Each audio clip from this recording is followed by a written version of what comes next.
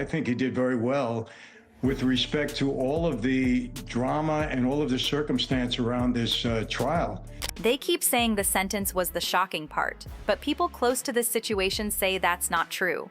The real damage didn't start when the judge said 50 months. It started after the courtroom emptied, the cameras shut off, and Diddy realized what this actually means for the rest of his life. The money, the silence, the people who stopped answering the phone. Because prison doesn't just take your freedom, it strips your identity. And for someone who built an empire on control, that might be the hardest part to survive. As you're watching, drop your thoughts in the comments. I want to know, do you think this changes everything, or do you think he finds a way out of this too? At first glance, 50 months sounds devastating. Headlines ran wild, social media exploded. People reacted like this was the final nail in the coffin. But behind closed doors, that wasn't the reaction at all. Insiders say the sentence itself wasn't what shook him. It was what the sentence represented. Because this wasn't just time, this was the system finally closing in. For years, Diddy lived in a world where consequences could be delayed, negotiated, or redirected. Problems came, money moved, and things went quiet. That pattern worked, until it didn't. What hit hardest wasn't the number of months. It was the realization that this time there was no escape hatch, no back-channel fix, no last-minute leverage, just a countdown. And the moment that really landed, when the courtroom cleared out, when the noise stopped, when the people who once filled every room were suddenly gone, that's when it became real. Because prison doesn't start when the door locks. It starts when you understand that life on the outside is already moving on without you.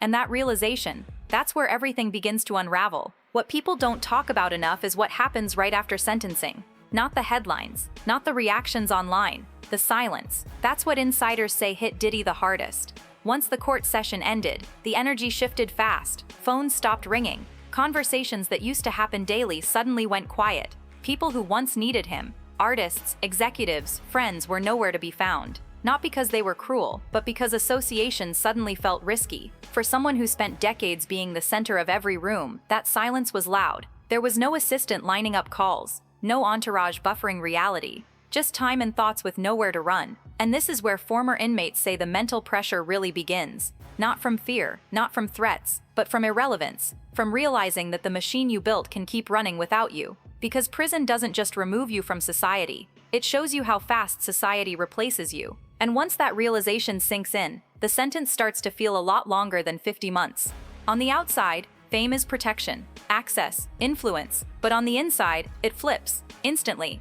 Former inmates and corrections experts all say the same thing. The bigger your name, the smaller your margin for error. High-profile inmates don't get privacy, they get attention. And attention in prison is never neutral. You're watched more closely, talked about more often, tested in subtle ways. Not always violently, but psychologically. People want to see who you really are when the lights are off and the power is gone. And here's the part most people don't understand. Respect in prison isn't given because of who you were. It's earned by how you carry yourself when none of that matters anymore. For someone like Diddy, who built his entire life around control, authority, and image, that adjustment isn't just difficult, it's destabilizing. Because behind bars, status doesn't protect you, it exposes you. Here's something most headlines completely skip over. Where Diddy serves his time may matter more than how long he serves it. Because not all federal prisons are built the same, and not all inmates are treated the same once they arrive.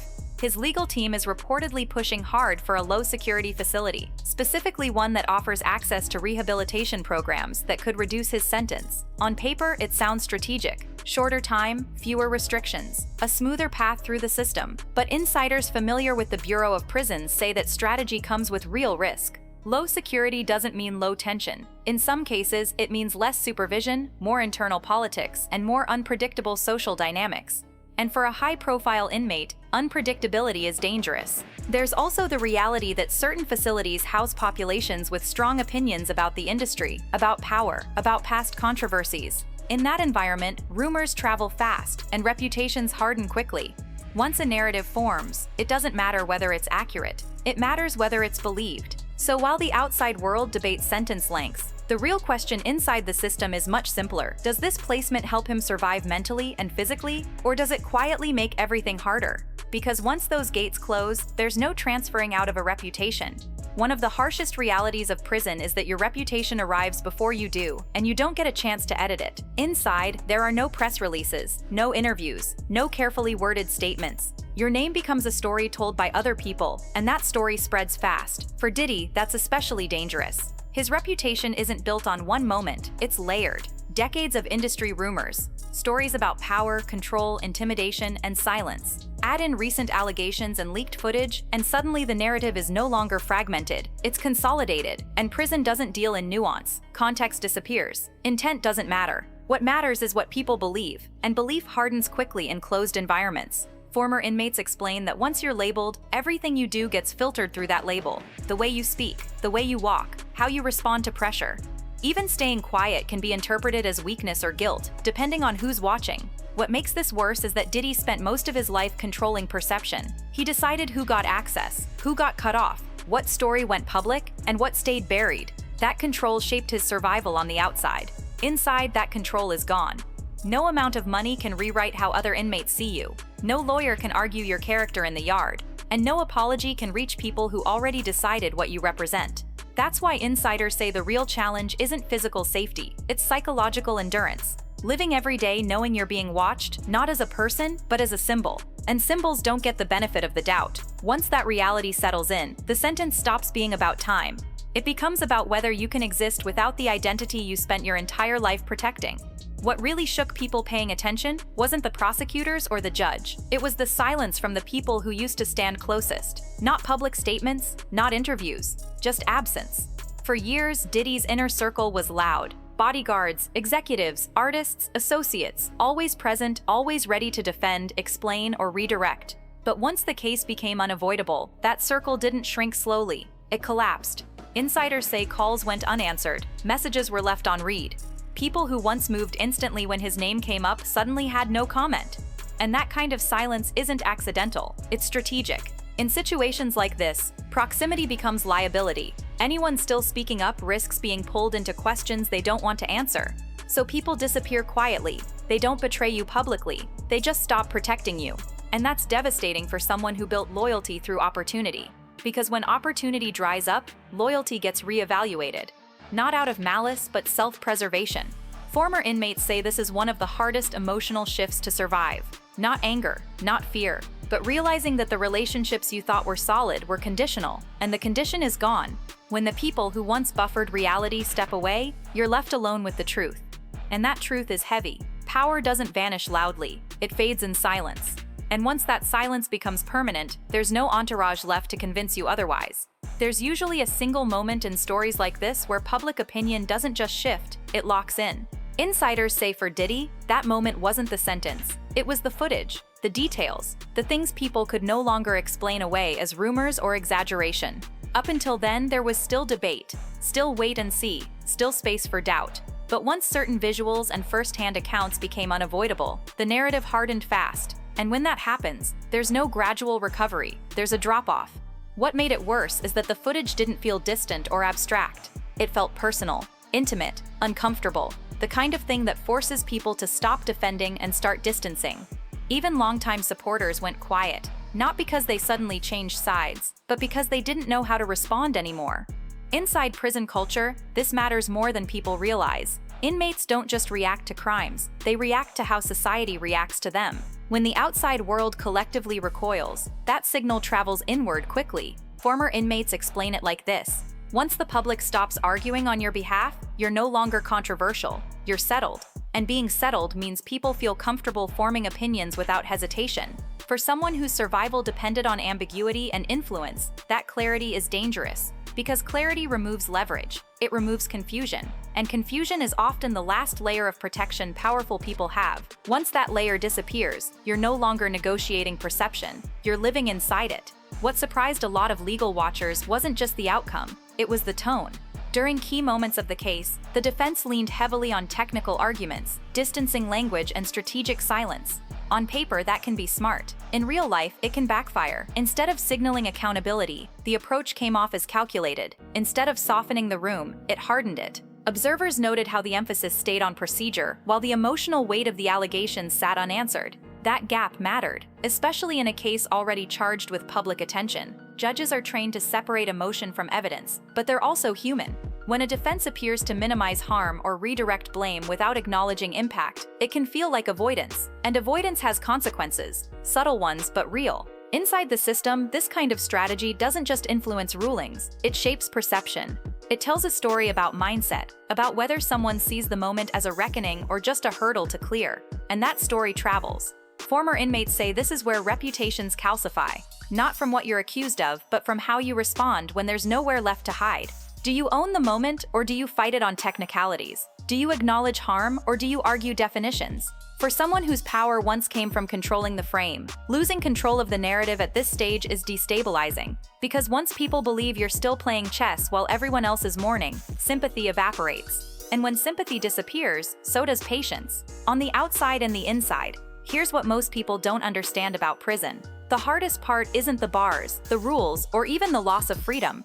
It's the identity shock. The moment you realize the version of yourself that ruled rooms, moved markets, and controlled outcomes no longer exists in any usable way. Inside, nobody cares who you were. They care who you are when stripped down to nothing. No assistance, no schedule built around you, no constant reinforcement that you matter. Just long stretches of time where you're forced to sit with thoughts you spent decades outrunning. Former inmates say this is where powerful people struggle the most. Not because they're weak, but because their sense of self was built externally. Applause, influence, fear, admiration. Take that away, and there's a vacuum. And vacuums get loud. That's when regret creeps in. When old decisions replay differently. When conversations you dismissed start echoing. When silence becomes a mirror instead of a break. And unlike the outside world, there's nowhere to distract yourself once that process begins. This is the phase insiders worry about the most. Not fights, not threats, not headlines. The quiet unraveling, the slow realization that the world you dominated doesn't need you anymore, and the version of you that survives here has to be rebuilt from scratch. And that raises a question nobody wants to ask out loud. What happens if the person you were was the only version you ever learned how to be? On the outside, fame is reinforcement. It tells you who you are through reactions, applause, access, admiration, even fear. For decades, Diddy existed inside that feedback loop. Every move validated, every decision echoed back as power. Inside, that loop disappears. There's no audience waiting for your next move, no headlines tracking your day, no one measuring your worth by influence or reach. And that absence doesn't feel like peace, it feels like erasure. Former inmates explain that this is where fame turns into a liability. Because instead of elevating you, it reminds you of everything you've lost. Every quiet moment becomes a comparison between who you were and who you are now.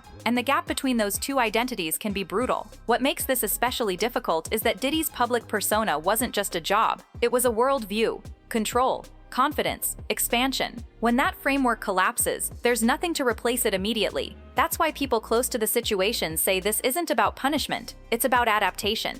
Can someone who lived at maximum volume learn how to exist in silence? Can someone who thrived on reaction survive without feedback? Because in a place where no one is watching, the hardest thing to face isn't judgment from others. It's the realization that the spotlight was doing more work than you ever admitted. Eventually, the time runs out, the sentence ends, the gates open. And that's when the next challenge begins. Because walking out doesn't mean stepping back into the same world you left. People close to situations like this say re-entry is often harder than incarceration.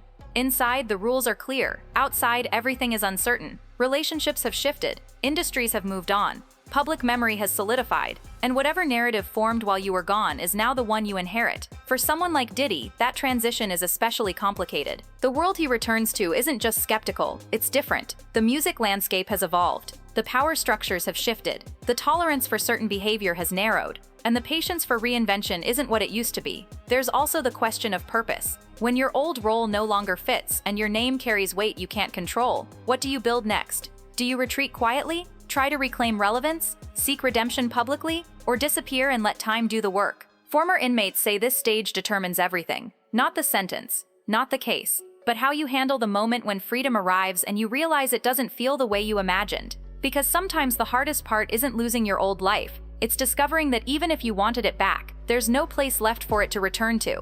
So this is where the story really pauses, not with a verdict, not with a release date, but with uncertainty. Because no matter how this chapter ends on paper, the impact stretches far beyond a sentence. Power like this doesn't just disappear, it leaves echoes, in reputations, in industries, in the people who were affected long before the headlines caught up.